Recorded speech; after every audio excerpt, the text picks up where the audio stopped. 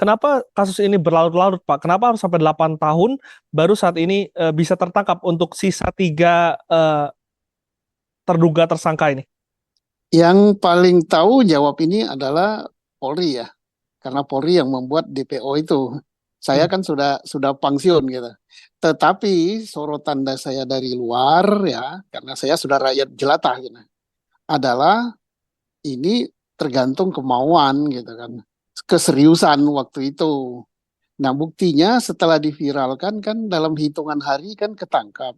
Mudah-mudahan orangnya benar ya, ketangkap. Loh kok 8 tahun nggak ketangkap? Saya katakan kasus ini sebenarnya untuk memburu tersangka tidak terlalu sulit. Ini termasuk gampang, nggak perlu level Polda ya. Hmm. Level Polres saja bisa mengungkap dan menangkap kasus dan mencari DPO itu. Karena untuk Hmm. level Polda, level Mabes Polri itu dia udah urusan kejahatan internasional, teroris, Hmm. kemudian segala macam kejahatan-kejahatan yang berskala besar gitu. Dan itu bisa diungkap gitu oleh Polri.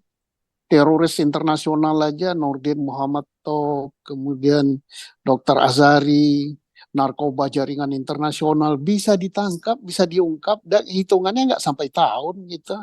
Paling lama bulan, bahkan hanya ada berapa hari. Dan kasus ini kan gampang sekali.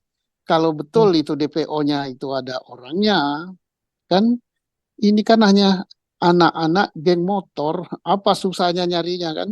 Hmm. Namanya jelas, nama orang tuanya jelas, alamatnya jelas, serba jelas gitu.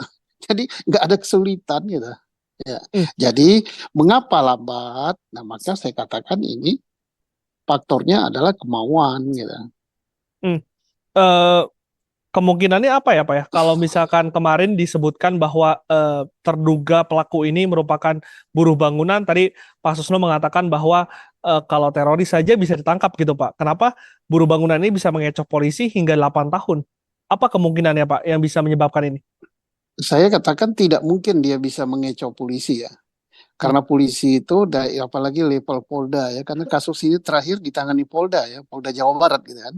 Hmm. Dari Polres Cirebon, Polresta Cirebon ditarik ke Polda Jawa Barat. Nah, berarti Polda Jawa Barat yang nangani. Tidak Hmm. mungkin bisa mengecoh Polda sampai 8 tahun. Nah, ini mengapa sampai 8 tahun? Ini berarti bukan si buronan ini yang mengecoh polisi, tapi polisi yang terkecoh-kecoh. Ya gimana ya bilangnya? Nggak tahu lah. Artinya kemampuan Polri, kemampuan level Polda ya cukup bagus, apalagi Polda di Jawa ya. Saya pernah jadi Hmm. Kapolda Jawa Barat, saya tahu kemampuan Polda Jawa Barat ya.